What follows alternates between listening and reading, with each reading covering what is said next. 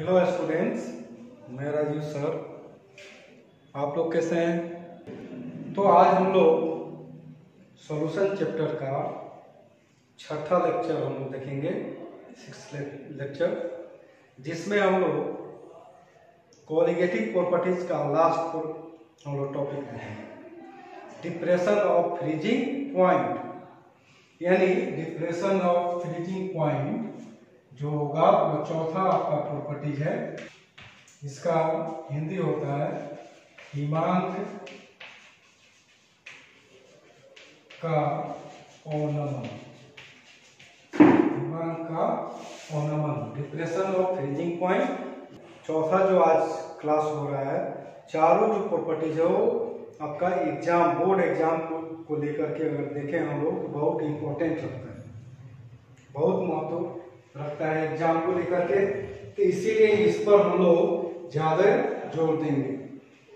तो यहाँ पर जैसे हम लोग एलिवेशन ऑफ बॉइलिंग पॉइंट को समझने का कोशिश किया था कि मान लो यहाँ पर वाटर लिया गया जो वोलेटाइल नेचर का है, और दूसरा इसमें अगर किसी non volatile solute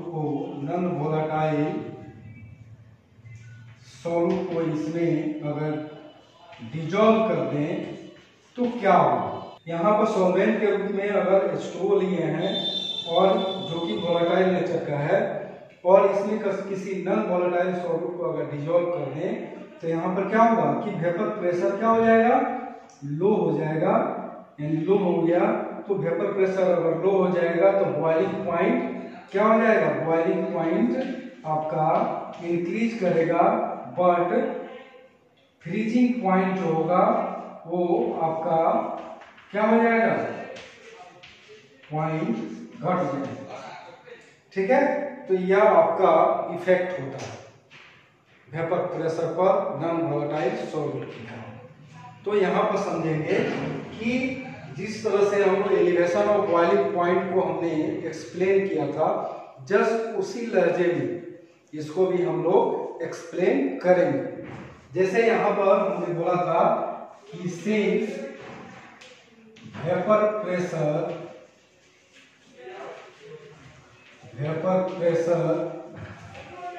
of pure solvent is higher than the vapour pressure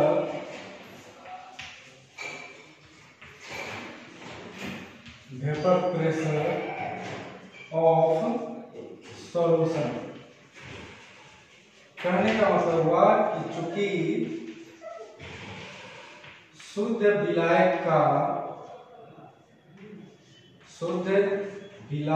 का वाष्प दाब विलयन के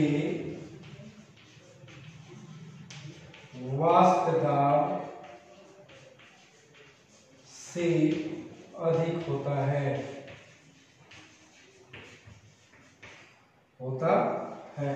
इसलिए कह सकते हैं कि when a non-volatile solute is dissolved in a pure solvent, then the vapor pressure of the solution becomes lower. As a result,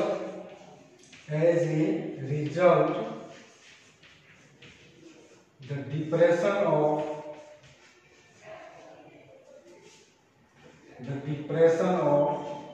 freezing point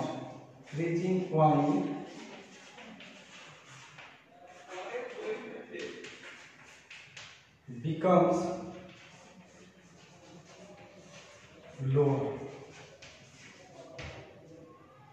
ठीक है, यानी when a non-volatile solute is dissolved in a pure solvent, then the vapor pressure of the solution becomes lower. As a result, the freezing point of the solution, freezing point किसी शुद्ध विलायक में अवाष्पशील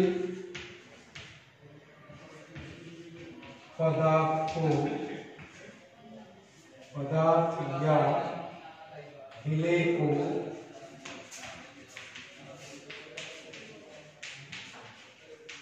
घोला जाता है, तब विलयन का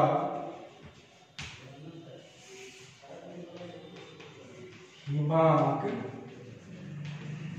घट जाता है और कर सकते हैं फेनोमेनन इज कॉल्ड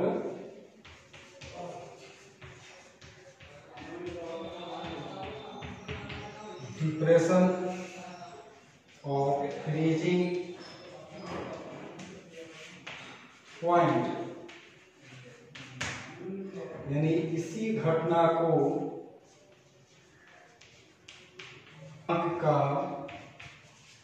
ओनमन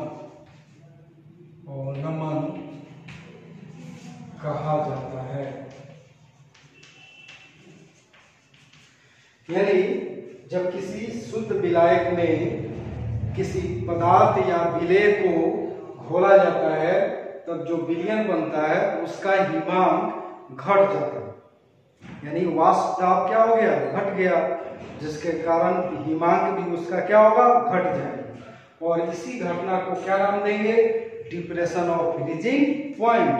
और कह सकते हैं it is denoted by delta TF, denoted by delta TF. इस तरह से हम लोग समझें कि डिप्रेशन ऑफ फ्रीजिंग पॉइंट क्या होता है।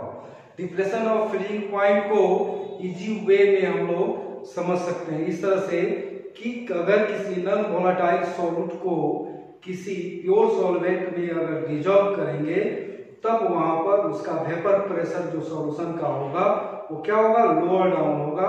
लोअर डाउन होने के कारण उसका फ्रीजिंग पॉइंट क्या हो जाएगा, घट जाएगा। और उसी घटना को हम लोग कहेंगे डिप्रेशन ऑफ फ्रीजिंग पॉइंट।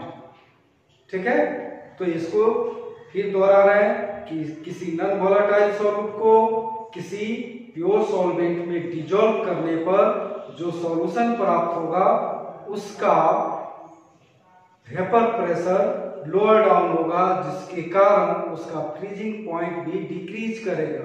और दिस फेनोमेनन इज कॉल्ड क्या, तो डिप्रेशन ऑफ फ्रीजिंग पॉइंट। और इसको डेल्टा टीएफ के द्वारा हम लोग डिनोट कर सकते हैं, रिप्रेजेंट कर सकते हैं। और एलिवेशन ऑफ बॉइलिंग पॉइंट के तरह ही यहाँ पर भी रॉल्स का दोनों नियम यहाँ पर लागू होता है, Raoult's first law and Raoult's second law. Same way like elevation of boiling point, वहां पर elevation of boiling point directly proportional होता था मोलर कंसंट्रेशन का। यहाँ पर भी कह सकते हैं कि depression of freezing point directly proportional to molar concentration. Second law जो है रॉल्स सेकेंड लॉ कि equimolar of different substances are dissolve in the pure solvent, the value of depression of freezing point of different solutions are found to be similar or same। यानी second law जिस तरह से elevation of boiling point का था, उसी तरह से यहाँ सेम वे में इसको भी एलिवेशन ऑफ बॉइलिंग पॉइंट के जगह पर डिप्रेशन ऑफ फ्रीजिंग पॉइंट डाल दीजिए, सेम लॉ को एक्सप्लेन कर लें।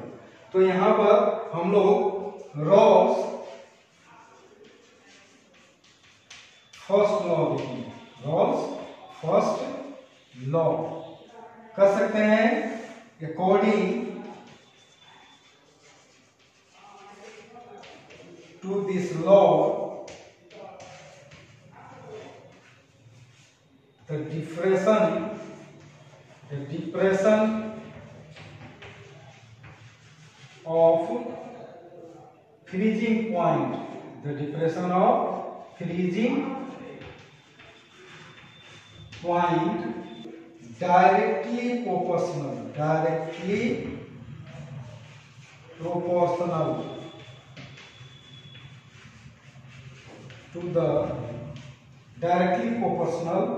to the molar concentration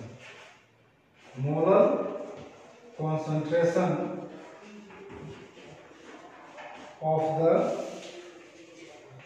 solution. Molar concentration of the solution, यानी लॉ क्या कह रहा है कि डिप्रेशन और फ्रीजिंग पॉइंट जो होगा वो सॉल्यूशन के मोलर कॉन्सेंट्रेशन का सीधा समानुपाती होगा, यानी डायरेक्टली प्रोपोर्शनल होगा। मतलब और कह सकते हैं इस नियम के अनुसार हिमांक का पौनमन बिलियन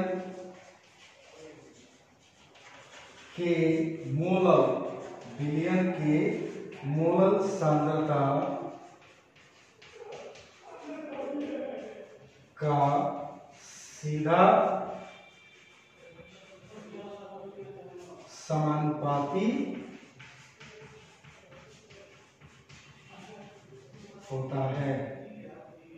ठीक है, इस नियम के अनुसार हिमांक का पौनमन बिलियन के मोलर सांद्रता का सीधा समानुपाती होता है। नोट कीजिए।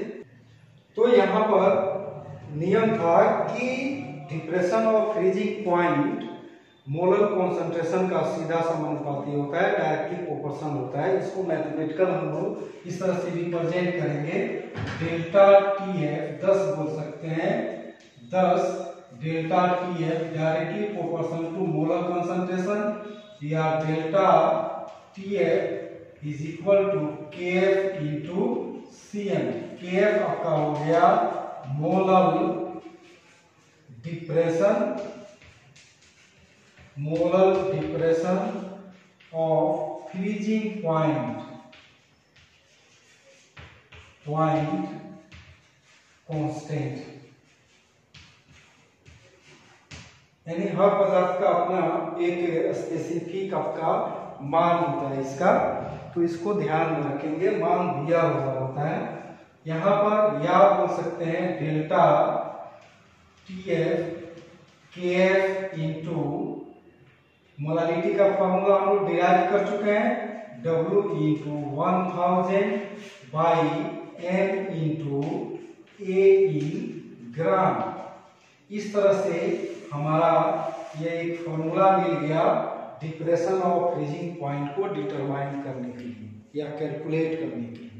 तो ध्यान में रखना है, डेल्टा टीएफ का फॉर्मूला आपको क्या मिला, केएफ इंटू डब्ल्यू, यानी उस विलेय का, उस सॉल्यूट का भार है जिसको सॉल्वेंट के 1 ग्राम में क्या किया गया, डिजोल्व किया, इंटू 1000 1 लीटर के लिए, और m क्या है, कैपिटल M क्या है, उससे सॉल्यूट का मोलर मास है। ठीक है, इस तरह से आपका ये फॉर्मूला आपका बन जाए। दूसरा आपका लॉ है रॉल्स सेकेंड लॉ, रॉल्स का दूसरा नियम, जिस से एलिवेशन ऑफ बॉइलिंग पॉइंट को हम लोग देखे थे कि मान लेते हैं 2-3 बीकर लें और यहाँ पर सभी में सॉल्वेंट के रूप में H2O को रख लें, और यहाँ पर 1 ग्राम मोल अगर ग्लूकोज ले लें, 1 ग्राम मोल अगर हम यहाँ पर शुगर ले लें, 1 ग्राम मोल अगर हम यहाँ पर NaCl ले लें, तो यहाँ पर क्या, यहाँ पर देखेंगे कि नंबर ऑफ ग्राम मोल सभी का क्या है, समान है। तो नंबर ऑफ मॉलिक्यूल्स या एटम्स या आयंस भी क्या हो जाएंगे, समान हो जाएंगे।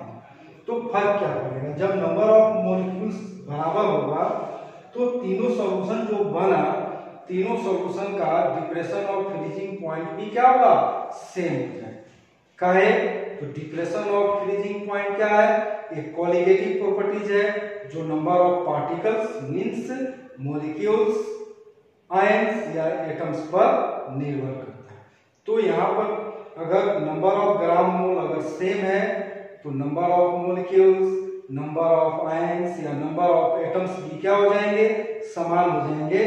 तो डिप्रेशन ऑफ फ्रीजिंग पॉइंट का वैल्यू भी क्या हो जाएगा, तीनों सॉल्यूशन के लिए सेम हो जाएगा। तो इसी को हम लोग को डिफाइन करना है यहाँ पर। तो कैसे करेंगे, यहाँ पर इस लॉ को डिफाइन करना है, एक्सप्लेन करना है। तो कर सकते हैं according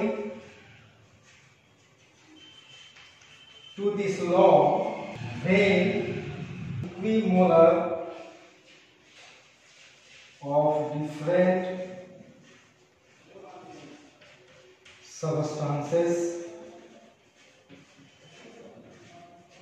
are dissolved, substances are dissolved in a pure solvent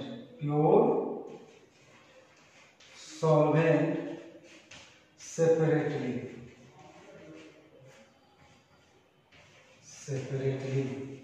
then the value of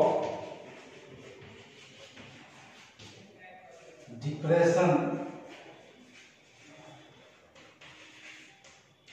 of freezing point of different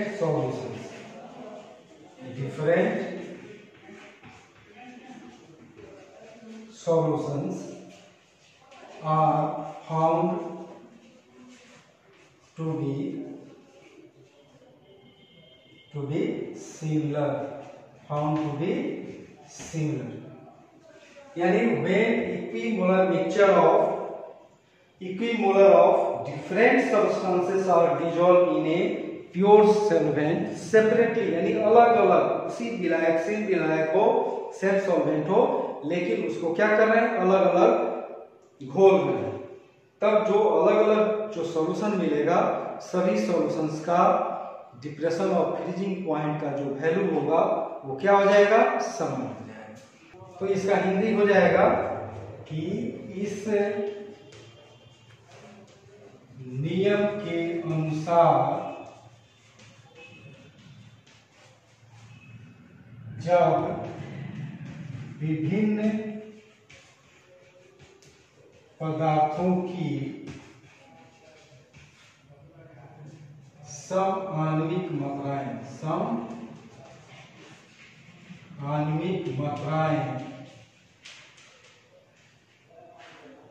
किसी विलायक में अलग अलग बोला जाए तब प्राप्त विभिन्न विलयनों का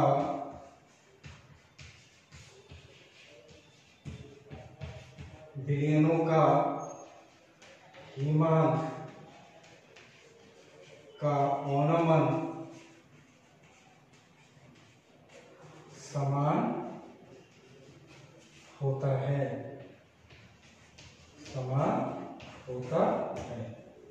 यानी जब विभिन्न पदार्थों की समआण्विक मात्राएं किसी विलायक में अलग अलग घोला जाए तो प्राप्त विभिन्न विलयनों का हिमांक का औनमन समान होता है। आज हम लोग चारों कोलिगेटिव प्रॉपर्टीज हम लोग क्लियर कर लिया, क्लासेस इसका हम लोग कंप्लीट किया इसको, ठीक है। नेक्स्ट हम लोग जो टॉपिक आएगा, नेक्स्ट टॉपिक हम लोग आगे देखेंगे। और आपसे एक रिक्वेस्ट है कि अगर आपको वीडियो अगर अच्छा लगता है और पढ़ाया हुआ जो विषय वस्तु है अगर आपको सही से और आसानी से इजी वे में अगर समझ में आ जाती है तो प्लीज़ इस चैनल को सब्सक्राइब जरूर कीजिए। Thank you.